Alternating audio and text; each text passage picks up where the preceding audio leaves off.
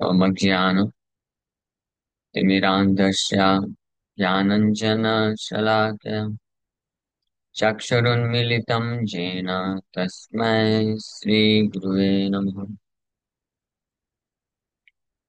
नमो विष्णुपादाय कृष्णप्रेष्ठाय भूतले श्रीमते भक्तिवेदान्त स्वामिनिति नामिने। नमस्ते सारस्वते देवे गौरवाणी प्रचारिणे निर्विशेष शून्यवादी पाश्चात्य देशतारिणे। नित्यानंद नमस्तुभ्यं प्रेमानंद प्रदायिने कलौ कल्मषनाशाय जानवापतये नमः।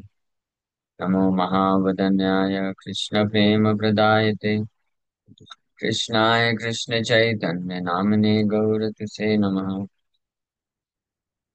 जय श्री कृष्ण चैतन्य प्रभु नित्यानंद श्री अद्वैत गदाधर श्रीवासादि गौर भक्त वृंदा।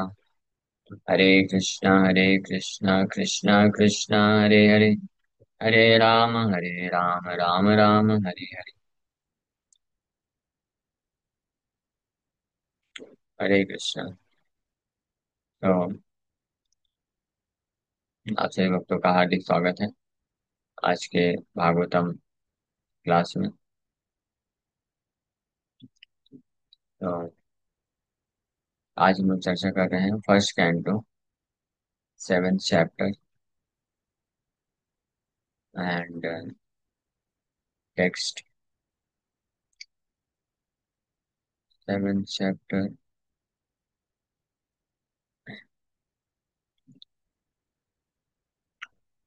टेक्स्ट 27। श्री भगवान उवाच वेत्थेदं द्रोणपुत्रस्य ब्राह्मम्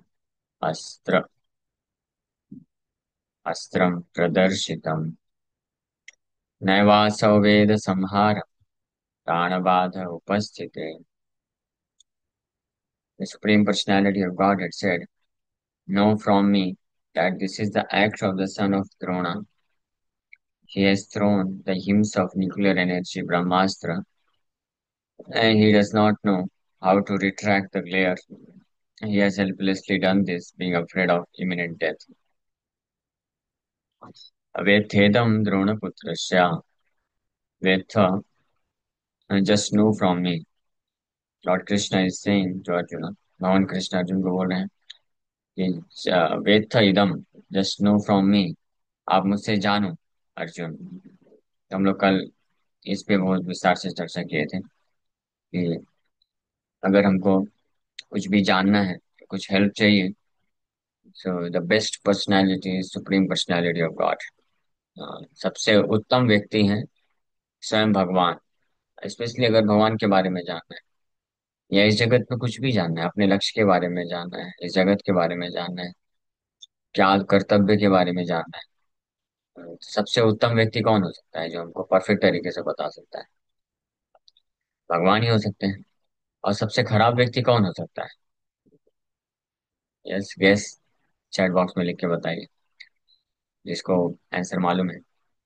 सबसे उत्तम व्यक्ति जो हमको बता सकता है हमारे जीवन का क्या लक्ष्य है, क्या सही है, क्या गलत है, और अ, क्या हमको करना चाहिए, कर्तव्य, वो परम भगवान है कृष्ण।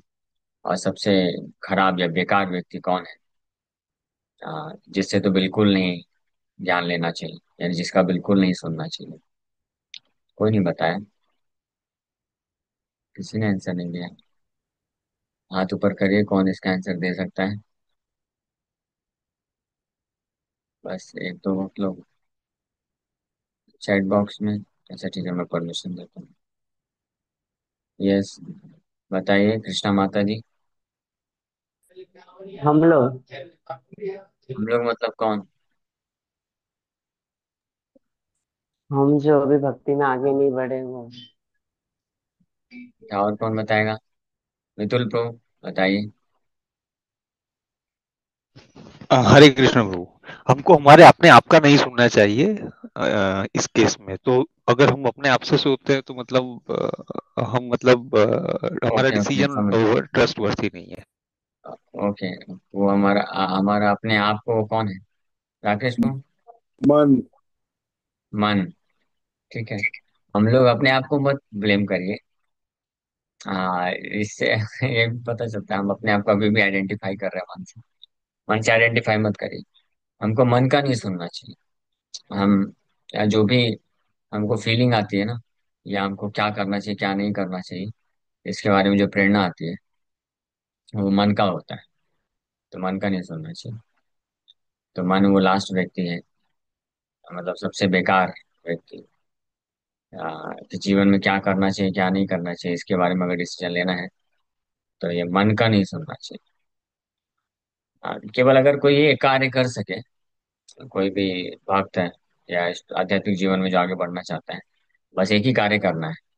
अगर मन को ना सुने, इतना अगर किसी का डिटर्मिनेशन हो जाए कि मन के इंस्ट्रक्शंस, टेम्पटेशंस, मन के जो प्रलोभन है, मन की जो भावनाएं, फीलिंग्स मन में जो आती हैं, उसको अगर कोई नहीं सुनता है, उसको अनसुना कर सके, तो बहुत फास्ट प्रोग्रेस, बहुत तीव्रता से भक्ति में प्रगति कर लेगा। और ये इसमें कोई डाउट नहीं है, बहुत तीव्रता से कर सकता है। लेकिन सबसे बड़ी समस्या यही है।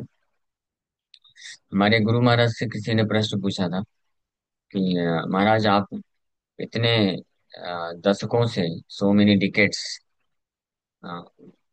ऑलमोस्ट बोल सकते हैं more than 5.5 decades, nearly touching to 6 decades, 2025 ना, 1968, 67 में फर्स्ट टाइम मिले थे, 68 से लेकर के 24 तक, 57-58 ईयर्स ऑलमोस्ट मान लीजिए। तो 6 डिकेट्स लगभग, हाँ, 6 डिकेट, 60 वर्ष ऑलमोस्ट, 60 वर्ष। आसान बात नहीं है। आप कैसे हर परिस्थिति में इतना स्ट्रिक्टली सब पालन करके और प्रभुपाद जी का सेवा किए बिना विचलित हुए? गुरु महाराज यही चीज बोले, because I never listen to the mind. मैं कभी मन का नहीं सुनता। कुछ भी, जैसे कुछ सेवा कर रहे हैं, तो सेवा में बहुत सारी बाधाएं आएंगी। कई लोग आके निंदा भी करेंगे, भले ही आप कितना भी इंटेंशन अच्छा रखो, कुछ लोग तो रहेंगे ही समाज में, चाहे बाहर हो या भक्तों के सर्कल में भी। क्योंकि भक्तों के सर्कल में भी हम रहते हैं, तो सब शुद्ध भक्त तो नहीं है ना। हम लोग वैकुंठ में नहीं है। इस्कॉन मंदिर वैकुंठ है, प्रभुपाद जी बोले, लेकिन यहाँ पे रहने वाले सब, हम सब अभी वैकुंठवासी नहीं। टेम्पल वैकुंठ है, no doubt about it, because supreme lord is there, Krishna है यहाँ पे, कृष्ण की सेवा है। तो जहाँ पे भी कृष्ण है और कृष्ण की सेवा चल रही है, वो वैकुंठ जगत है। लेकिन इस वैकुंठ में रहने वाले लोग सब वैकुंठवासी नहीं है, बनने का प्रयास कर रहे हैं। कुछ लोग बन गए हैं, बहुत गिने चुने वैकुंठवासी हैं। हाँ, लेकिन ज्यादातर लोग मेरे जैसे होंगे ना, हाँ, जो बहुत बद्धावस्था में हैं, प्रयास कर रहे हैं वैकुंठ वासी बनने का, resident of Vaikunth. Vaikunth, resident of Vaikunth, ये वैकुंठ में रहने वाले लोगों के क्या गुण हैं, ये बहुत अद्भुत है। हम इमेजिन भी नहीं कर सकते how wonderful they are. Just because their heart is completely pure, का हृदय पूरी तरीके से कल्मश रहित रहता है, पूर्ण रूप से शुद्ध है। कोई लस्ट नहीं, कोई काम वासना नहीं उनके हृदय में, कोई क्रोध नहीं, कोई लोभ नहीं, कोई ईर्ष्या नहीं, मत्सरता ईर्ष्या का भाव नहीं, ज्वेलसी का भाव नहीं, खुद को भोग करने का भाव नहीं है। केवल और केवल हृदय में सेल्फलेस सर्विस करने का भाव है। ये सब वर्णन किया गया भागवत में, वैकुंठ के वासियों का। कल हम लोग विजिमल क्लास में चर्चा भी कर रहे थे। और वो बहुत पूरी तरीके से योग्य होते हैं, हर तरीके से। उनका सच्चिदानंद शरीर होता है, दिव्य शरीर होता है, बहुत सुंदर दिखते हैं। इतने सुंदर, इस भौतिक जगत में सुंदरता का कोई मैच नहीं, अनमैच्ड ब्यूटी जिसको बोलते हैं। हाँ, वहां पे भी स्त्री पुरुष रहते हैं, हस्बैंड वाइफ होते हैं, विवाह होता है, और दोनों बहुत सुंदर होते हैं, और पूरी तरह से हृदय शुद्ध होता है। लेकिन एक अद्भुत बात है, आप में से जान के आश्चर्य होगा। Although in Vaikunth husband and wife they live together, but together they serve Lord Narayana, and but they have no sexual intercourse. A very interesting fact, because there is no requirement. जरूरत ही नहीं। That's why pure love can not exist in this material world. So इतने वो अद्भुत हैं, और भगवान का निरंतर गुणगान करते हैं, निरंतर स्मरण करते हैं। कोई लेजीनेस नहीं, ढीलापन नहीं, कोई क्रेजीनेस नहीं, कोई लेजीनेस नहीं, एंड नो फॉरगेटफुलनेस। बिल्कुल भूलते नहीं भगवान को। 24/7 कृष्णा कॉन्शियस रहते हैं। तो ऐसे इसीलिए जब शिला प्रभुपाद को पूछा गया कि आपके आध्यात्मिक गुरु के बारे में बताइए, तो प्रभुपाद बोले, व्हाट कैन आई से। तो एक शब्द में जब बोलना था कि मेरे spiritual master his divine grace भक्ति सिद्धांत सरस्वती ठाकुर कैसे हैं, तो एक शब्द में बोलना था, तो प्रभुपाद जी बोले, she was perfect Jaya, she was a Vaikuntha man. बस इतना ही बोले। इसी से समझ लो आप। अब भी क्या बोल सकते हैं। वो वैकुंठ के आदमी, वैकुंठ के व्यक्ति है। He came from Vaikunth, Vaikunth से आए। इसी प्रकार से प्रभुपाद भी, he was a Vaikuntha man. Vaikunth के व्यक्ति हैं, वैकुंठ से आए थे, और वापस यहाँ पे प्रचार करके वैकुंठ चले गए। सो एनीवे, हम लोग क्या बोल रहे थे। मन। हाँ, because I do not listen to the mind. मन का नहीं सुनते हैं। जो मन का सुनते हैं वो माया में चले जाते हैं। जो मन का नहीं सुनते हैं वो कृष्ण, कृष्ण कॉन्शियस बन जाते हैं। हाँ, तो मैं ये बता रहा था कि हम कुछ भी करते हैं ना, भक्ति करने का प्रयास करेंगे, सेवा भी करेंगे, बड़े सेल्फलेस करेंगे। कुछ लोग तो आएंगे इस संसार में, जो कि जो कि निंदा करेंगे। कुछ लोग ऑब्स्टेकल क्रिएट करेंगे, बाधाएं डालेंगे, क्योंकि हृदय कंटामिनेटेड है ज्यादातर लोगों का। लेकिन वही भक्त आगे बढ़ पाएगा जो मन का नहीं सुनेगा। हमारे तो वैसे, हमारे तो डबल है चीजें। हमारे खुद के हृदय में अनर्थ भी है, और अन्य सामने लोगों के हृदय में अनर्थ होते हैं, तो क्लैश होता है। जब क्लैश होता है तो मन पूरी तरीके से विचलित हो जाता है, और मन बोलता है कि नहीं करूंगा, जाओ। मन भड़क जाता है, और मन अनेकों प्रकार के प्रपोजल देता है। हाँ, लेकिन जो भक्त मन का नहीं सुनता है अपने गुरु के, गुरु मुखा पद्मा वाक्या चेते ते कोरियाय क्या, वारणा करी हम आशा। तो वो भक्त हमेशा लाइफ लॉन्ग भगवान की सेवा में लगा रह सकता है। इसलिए हमारे गुरु महाराज बोले कि I never took even a single step outside ISKCON. कितना भी तकलीफ हुआ, एक स्टेप भी इस्कॉन के बाहर नहीं लिए। बिकॉज प्रभुपाद सेड, प्रभुपाद बोले कि आप इस्कॉन को मैनेज करो। केवल यही इंस्ट्रक्शन प्रभुपाद जी का ध्यान में रख करके इसी को सुनते थे, मन का नहीं सुनते। तो एनीवे, ये एक प्रमाण है कि ऐसे भी भक्त हैं, हुए हैं। ऐसा नहीं कि बस इतिहास में है। ऐसे भी भक्त हुए हैं जिन्होंने हर प्रकार से, कितनी भी तकलीफें आई हैं, इतना भी डिस्टरबेंसेस आए हैं, मन का न सुन करके, गुरु साधु शास्त्र का सुन करके उस प्रकार से आचरण किए। तो हालांकि इसके लिए आध्यात्मिक शक्ति चाहिए। It's not so easy. इतना आसान नहीं है मन को ना सुनना, क्योंकि मन जो है कांस्टेंट बम्बार्डमेंट करता है। बम्बार्डमेंट समझते हैं ना, बम्बारी। हाँ, मन का जो सिंगल सिंगल मन के जो टेम्पटेशंस होते हैं या प्रपोजल्स होते हैं कि ऐसा करना चाहिए, ऐसा नहीं करना चाहिए, इस प्रकार से एक्ट करो। और स्पेशली ज्यादातर जो मन के प्रपोजल्स होते हैं वो सेंस ग्रेटिफिकेशन के इर्द गिर्द होते हैं, इंद्र तृप्ति कराने के लिए, हमको कंफर्ट या मनोरंजन, एंटरटेनमेंट, मजा दिलाने के लिए। हाँ, एक और इसका शब्द आ गया है। ये भौतिक जगत इतना बेकार है, कंटामिनेटिंग है, और लोग यहाँ पे इतने एक्सपर्ट हैं। है बिजनेस है सेंस ग्रेटिफिकेशन का, एक ही कार्य। हाँ, सेंस ग्रेटिफिकेशन बिजनेस है, इंद्र तृप्ति का कार्य है, जो कि क्या है, जो कि कंटामिनेशन है, जो कि लस्ट, आउट ऑफ लस्ट, भौतिक इच्छा है। ये गलत है, ये हृदय की गंदगी है। लेकिन उसको अलग अलग नाम से पुकारते हैं, ये प्रूव करने के लिए कि दिस इज गुड, ये अच्छा है, ये मैं गलत नहीं कर रहा हूँ कुछ, आई am doing fair with me. ऐसे भी टर्म आया है। हाँ, ऐसा भी लोग बोलते हैं। तो ऐसे अलग अलग इज्म के नाम पे जानते हैं, रिस्पॉन्सिबिलिटी के नाम से। प्रहलाद महाराज तो सीधे अ, भागवत में तो बहुत भड़क के बोल देते हैं, प्रेम out of love, I am simply concerned out of love for this fools and rascals. Prahlad Maharaj बोलते हैं भगवान नरसिंह देव को प्रार्थना करते वक्त कि आई am simply concerned with these fools and rascals who are making elaborate plans in the name of responsibility for sense gratification। अनेकों प्रकार के योजनाएं बनाते हैं इंद्र तृप्ति करने के लिए, माया सुखाय उद्भवतो विमूढ़ान। विमूढ़ान means first class fools and rascals. Prahlad Maharaj बोल रहे हैं, डोंट माइंड उसको, मैं भी मेरे लिए ही बोल रहे हैं, मैं अपने लिए बता रहा हूँ। प्रहलाद महाराज बोलते हैं कि ये मेरे जैसा जो मूर्ख व्यक्ति है, वो इस संसार में माया सुख को प्राप्त करने के लिए इतना तत्पर है, इतना तत्पर है कि उसके लिए बहुत सारी योजनाएं बनाता है, अनेकों अनेकों प्लान्स बनाता है, लेकिन उसको नाम इंद्र तृप्ति योजना नहीं बोलेगा, सेंस ग्रेटिफिकेशन प्लानिंग कमीशन का नाम नहीं देता है। उसको क्या क्या अलग अलग नाम देता है, अलग अलग इज्म के नाम से, फैमिली रिस्पॉन्सिबिलिटी प्लानिंग कमीशन, हाँ, या service to humanity planning commission, हाँ, या ऐसे यानी को नाम है।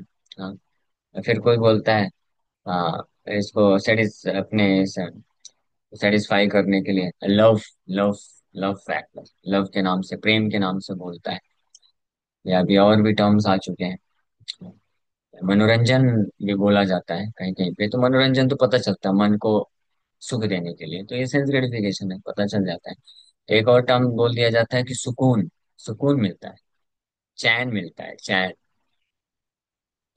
वो चैन नहीं मिलता, वो चैन से बांध देता है, इस बात को नहीं जान पाता। वो बोलता है इतने सारे रेस्ट्रिक्शंस क्यों फॉलो करना, इतने सारे रूल्स रेगुलेशन, हाँ, कुछ नियम कम होने चाहिए, इतना भी ज्यादा स्ट्रिक्ट नियम क्यों, इतना ज्यादा स्ट्रिक्ट नहीं होना चाहिए, कुछ तो हमको सुकून लेने दो, सुकून से सांस लेने दो। हाँ, इस प्रकार से अपने आप को आ, बेचारा बना करके, अगर इंद्रिय तृप्ति नहीं मिल रही है तो अपने आप को बेचारा समझ करके व्यक्ति सोचता है कि सुकून लेने दो थोड़ा सा। इसी को फिर वो नाम से जाना जाता है कि दिस इज अनफेयर।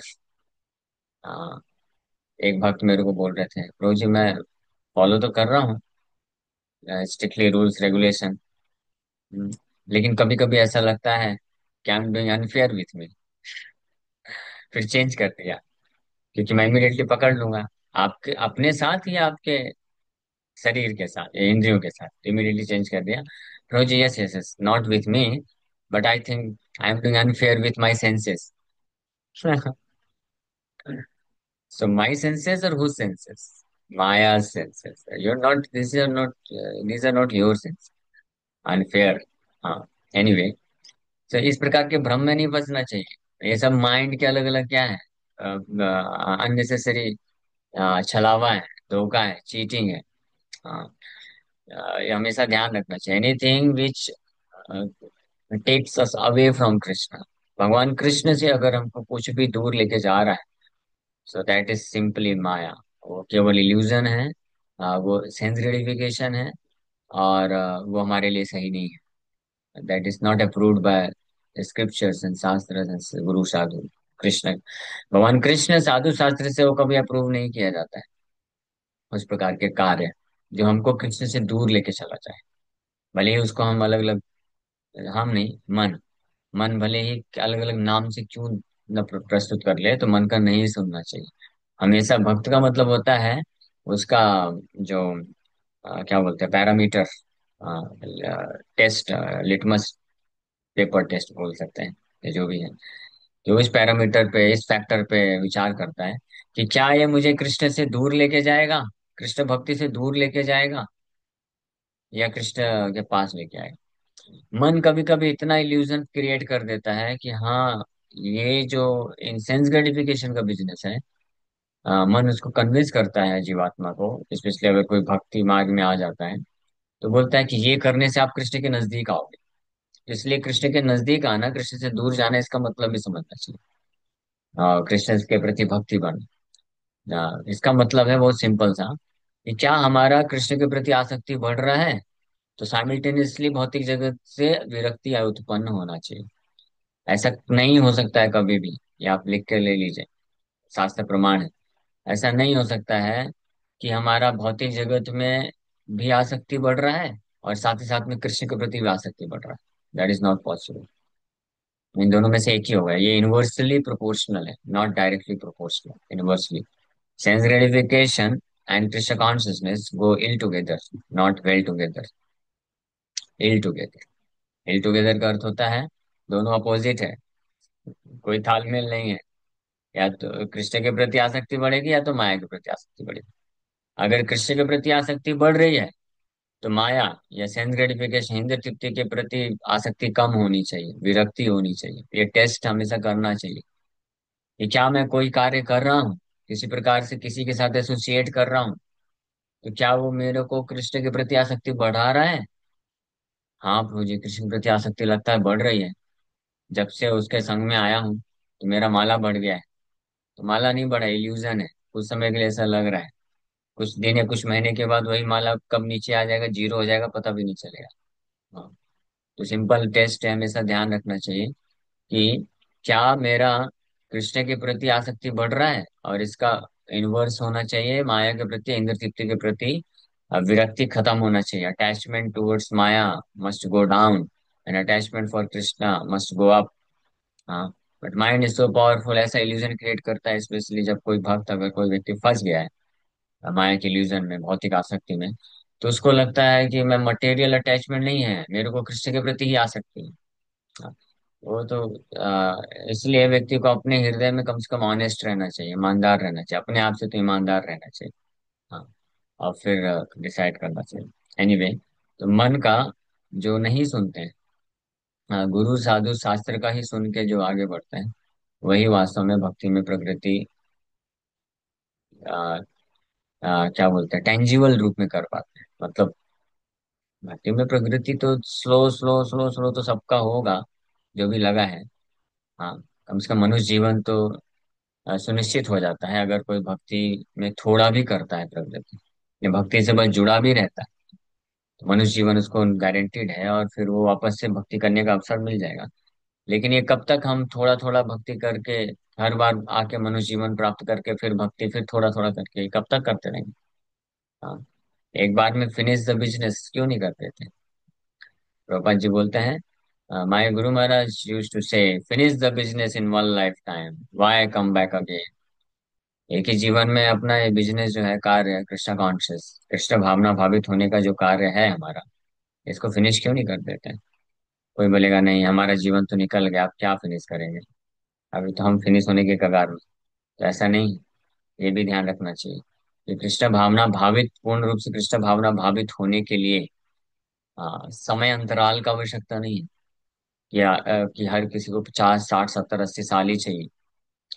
किसी के पास अगर 10 साल भी है, 5 साल भी है, 1 साल भी है, 1 महीना भी है, एक दिन भी है, और भागवत तो बोलता है एक मुहूर्त भी है अगर, वो भी पूरी तरह से कृष्ण कॉन्शियस हो सकता है। लेकिन जितना कम समय रहेगा उतना ज्यादा इंटेंसिटी बढ़ाना पड़ेगा, ये बात जरूर है। ज्यादा समय है तो भी इंटेंस होकर के ध्यान पूर्वक आगे बढ़ना है। लेकिन अगर कम समय है किसी के पास, तो उतना ज्यादा तीव्र हो जाना चाहिए, तो कम समय में भी निकाल सकता है। खटवांग महाराज का उदाहरण है, और ऐसे अनेकों उदाहरण हैं। अजामिल का उदाहरण, अजामिल ने कहीं पे बताया जाता है 5 वर्ष, कहीं पे 12 वर्ष बोला जाता है। शुरू में वो भक्ति किया था, मे बी 20 25 30 साल का रहा होगा, लेकिन फिर बाद में विचलित हो गया। फिर आगे के 50 60 साल पूरा पापमय जीवन व्यतीत किया। एट द एज ऑफ 88, जब 88 वर्ष का था अजामिल, तो उसका आखिरी पुत्र जन्म लिया। Can you imagine. 88 साल का बूढ़ा हो गया था, तब भी एक पुत्र को जन्म दिया अजामिल। और वो पुत्र जब 8 10 12 साल का हो गया, तब उसका मृत्यु आता है। यानी 25 30 35, ऐसा एज का वर्णन नहीं है, बट ऐसा हम अनुमान लगा सकते हैं कि जब यंग एज में ही अजामिल विचलित हो गया था, अपनी धर्म पत्नी को भी बाहर कर दिया, माँ बाप को भी बाहर भगा दिया, और वैश्या को लेके आ जाता है। उस वैश्या को मेंटेन करने के लिए अजामिल को जो है बहुत सारे पाप करने होते हैं, बहुत सारे पाप में कार्य में लग जाता है, और उस वैश्या के गर्भ से 10 बच्चों को उत्पन्न करता है। और आखिरी पुत्र जो है, जब बूढ़ा हो गया तो उस वक्त, और आखिरी पुत्र का नाम नारायण रखा। यानी मृत्यु के समय में लगभग अजामिल का एक 90 95 95 ऐसे मान सकते हैं। तो अब 50 60 70 साल तो अपना जीवन पाप में व्यतीत किया था। शुरू में उसको संस्कार मिला था, लेकिन भगवान के नाम में, नाम का आश्रय, नाम उच्चारण किया मृत्यु के समय, तो अजामिल को सेकंड चांस दिया गया। ये भी ध्यान रखिए। कुछ लोग को ये भी कंफ्यूजन रहता है, वो सोचते हैं कि अजामिल ने आखिरी समय में नाम ले लिया, मुक्त हो गया, हम भी आखिरी समय में ले लेंगे, मुक्त हो जाएंगे। तो अजामिल आखिरी समय में, मृत्यु के समय में जब नाम लिया तो मुक्त हुआ, लेकिन वैकुंठ नहीं गया। मुक्त मतलब पाप से मुक्त हो गया। उसको पाप से जब मुक्त हो गया, नरक नहीं जाना पड़ा, तो नरक से मुक्त हो गया। लेकिन वो यहाँ भौतिक जगत से मुक्त नहीं हुआ था। उसको दूसरा मौका दिया गया, दूसरा सेकंड चांस मिला। फिर आगे कहीं पे वर्णन है 5 वर्ष, कहीं पे वो 12 वर्ष हरिद्वार चला गया, घर बार छोड़ करके, बच्चों पत्नी सबको छोड़ दिया, पूरी तरीके से संन्यास ले लिया। हरिद्वार में जा करके वहां पे शुद्ध भक्तों के संग में रह करके इंटेंस, बड़े तीव्रता से भजन में लग गया। क्योंकि प्रवचन सुना था ना, विष्णु देव दूत आए थे, वैकुंठ के दूत आए थे यमराज के साथ जब वार्तालाप कर रहे थे, तो विष्णु दूतों ने ये प्रवचन दिया था, नाम की महिमा, भगवान की भक्ति की महिमा। तो वो सब सुन रहा था, तो आंखें खुल गई, फटी की फटी रह गई उसकी। हाँ, वो बस यही विचार कर रहा था, किसी तरह से एक बार मुझे बचा दो, मौका दे दो, मैं फिर कभी माया में नहीं जाऊंगा। हाँ, तो उसको बोलते हैं इंटेंसिटी। हाँ, तो ये इंटेंसिटी अगर कोई लाता है तो 5 साल 8 साल 10 साल 12 साल भी सफिशियंट है, बहुत ज्यादा है। फिर उसके बाद वो कब अपना परफेक्ट करता है और वैकुंठ निकल जाता है। इसलिए अजामिल का इतिहास है। एनीवे, मेन पॉइंट ये था, हाँ, कि ये मन का नहीं सुनना चाहिए। इसका सुनना चाहिए इस श्लोक में। वेथ, वेथ शब्द पे ही हम लोग कल भी चर्चा की, आज भी की। वेथेदम द्रोण पुत्र, भगवान बोल रहे हैं, जस्ट नो फ्रॉम मी, मेरे से जानो। कृष्ण से जानना चाहिए या कृष्ण के भक्तों से जानना चाहिए? अपने मन से नहीं जानना चाहिए। मन, मन तो हमको दूषित कर देगा। प्रभुपाद जी के एक शिष्य हैं, महान शिष्य, हिज होलीनेस नव योगेंद्र स्वामी महाराज, वो बोलते हैं, मलिन मन की हर बात है बेकार, मलिन मन की हर बात है बेकार। हमारा मन तो मलिन है, इसकी बात कितनी सही होगी? सब बेकार ही होगी, गंदा ही होगा सब कुछ। हाँ, जैसे मान लीजिए गंदा कपड़ा है, तो गंदे कपड़े में आप पानी डालेंगे तो भी पानी गंदा हो जाएगा, दूध डालेंगे तो दूध गंदा हो जाएगा, जूस डालेंगे तो जूस गंदा हो जाएगा। सही बात है ना? ऐसा थोड़ी ना है कि पानी डाला तो पानी गंदा होगा, जूस गंदा नहीं होगा, सब कुछ पॉलिट हो जाएगा। इसलिए मलिन मलिन मन है, मन जिसका भी मलिन है, उनकी बात कर रहे हैं। हो सकता है आप में से कोई पूरी तरह शुद्ध मन के होंगे, लेकिन मैं अपने लिए बात कर रहा हूँ कि मेरा मन मलिन है, गंदा है। तो इस मन से आने वाली जितनी भी बातें होंगी, सब क्या होंगे? बकवास ही होने वाली। कोई उसमें सब्सटेंस नहीं होगा, तत्व नहीं होगा, वो हमको भटकाएगा ही। इसलिए मलिन मन की हर बात है बेकार, केवल हरिनाम है सार। हरिनाम, हरि, भगवान, हरि भक्त, यही सार है। इसलिए इनके द्वारा कंक्लूजन मिल सकता है हमको, क्या करना है क्या नहीं करना है। तो इसलिए जो बुद्धिमान भक्त होते हैं, वो मन का नहीं सुनते हैं। किसका सुनते हैं? वेथेदम, hear from me, know from me. Krishna बोल रहे हैं, जस्ट नो फ्रॉम मी, मुझसे जानो। Know from me. हाँ, कौन बोल रहे हैं? कृष्ण से जानना चाहिए, और कृष्ण को समर्पित जो भक्त है उनसे जानना चाहिए। तब हम वास्तव में निकल सकते हैं। अब कोई बोलेगा, आप जो बोल रहे हैं प्रभु, वो बात तो सत्य है, हम स्वीकार करते हैं, लेकिन हमसे नहीं होता है। ये मन को, मन का ना सुनना ये बहुत डिफिकल्ट है। और हम जानते हैं कृष्ण का सुनना चाहिए, कृष्ण क्या बोल रहे हैं हमको पता भी है, लेकिन फिर भी मन को मना नहीं कर पाते हैं और कृष्ण का सुन नहीं पाते हैं। हाँ, धृतराष्ट्र जैसी स्थिति हो जाती है मेरे जैसे कुछ लोगों को। धृतराष्ट्र जैसे बोले कि क्या धर्म है, हाँ ये मुझे मालूम है, और क्या अधर्म है ये भी मालूम, लेकिन धर्म के प्रति आसक्ति नहीं हो पा रही है, और अधर्म को मैं त्याग नहीं पा रहा, क्या करूं? धृतराष्ट्र को पता था कृष्ण परम भगवान, ये भी मालूम था कि उसके पुत्र जो है अधार्मिक है, इसलिए उसके पुत्र के प्रति आसक्ति है उसकी, ये भी जानता था। और ये भी मालूम था उसके सारे पुत्र मरने वाले हैं, उसका उसका जो है सर्वनाश होने वाला है, वो भी जो है अपना नेक्स्ट लाइफ में भी उसका गति जो है खराब होने वाला है, ये आसक्ति के कारण। सब मालूम था, लेकिन फिर भी धर्म के प्रति आसक्ति नहीं आ रही थी, और अधर्म छोड़ नहीं पा रहा था। तो इसके लिए क्या उपाय था, क्या हुआ? लेकिन तो वही धृतराष्ट्र बाद में छोड़ दिया। बताइए, किसको मालूम? यहीं पे कोई विराम करेंगे। Thank you very much. Hare Krishna. ठीक है। छोटा भाई थे विदुर जी, लेकिन आखिरी में विदुर समझ गए कि अब कोई उपाय नहीं है। ये बड़े भैया साहब, अभी भी युद्ध भी हो गया, सारे पुत्र भी मर गए, फिर भी देखो कितना आसक्त है, छोड़ने को तैयार नहीं है। तो बहुत उनको बहुत हैवी प्रवचन दी।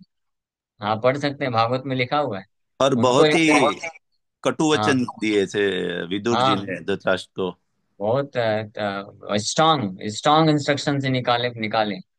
यहाँ तक बोल दिए कि आप उस कुत्ते की तरह हैं, जिसको तू तू करके कोई ब्रेड का टुकड़ा खिलाता है तो भाग चला जाता है। तो भीम आपको ऐसे पाल रहा है, कुत्ते की तरह पाल रहा है, आपको इतना भी शर्म नहीं आती?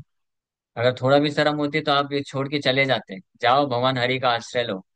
तो धृतराज जब ये सुने तो बिल्कुल कांप गए। बोले what nonsense I am doing, ये क्या नौटंकी, मैं क्या कर रहा हूँ। तो उसी रातों रात निकल गए।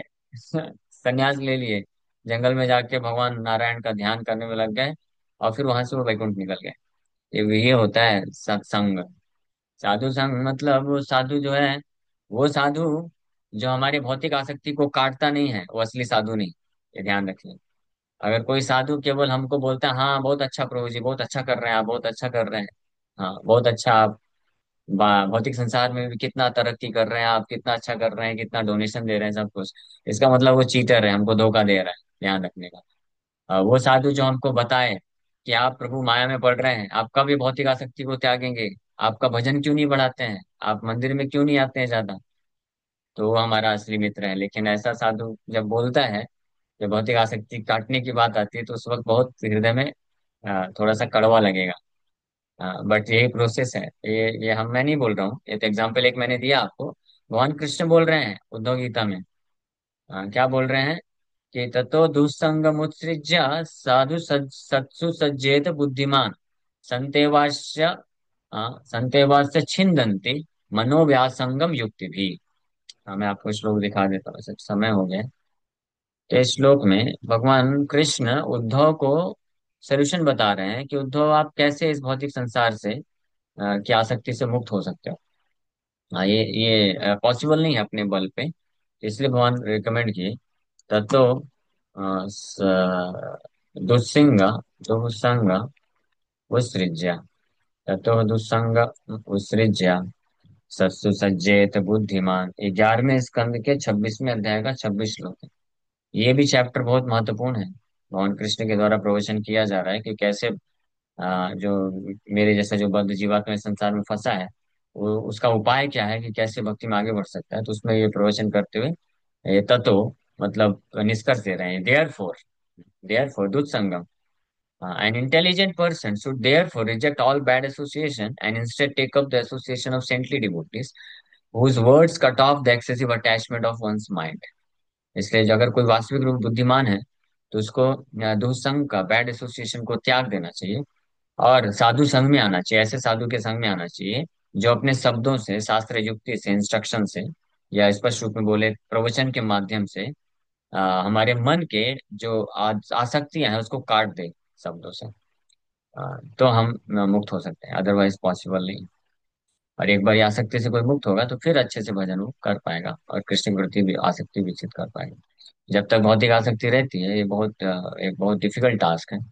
कृष्ण के प्रति आसक्ति विकसित करना, कितना भी भजन वो कर ले, ये बहुत मुश्किल हो जाता है। श्रील भक्ति सरस्वती ठाकुर इसलिए एग्जाम्पल देते हैं वो नाव का, जिसमें वो नाविक जो है पूरा रात चलाता रहा, चाकू, चाकू ही बोलते हैं ना, जो भी बोलते हैं, लेकिन वहीं का वहीं रह गया। क्यों? क्योंकि जो लंगर बोलते हैं, क्या बोलते हैं, जो रखा था उसे अटैच करके, तो अटैचमेंट को निकाला नहीं। हाँ, इसलिए उसी प्रकार से हमारे हृदय में ये भौतिक जगत के प्रति जब तक वो अटैचमेंट है, उसको कोई खोलेगा नहीं, तो ये जो गाड़ी है आगे नहीं बढ़ पाएगी, बहुत डिफिकल्ट हो जाता है। एनीवे, हरे कृष्णा।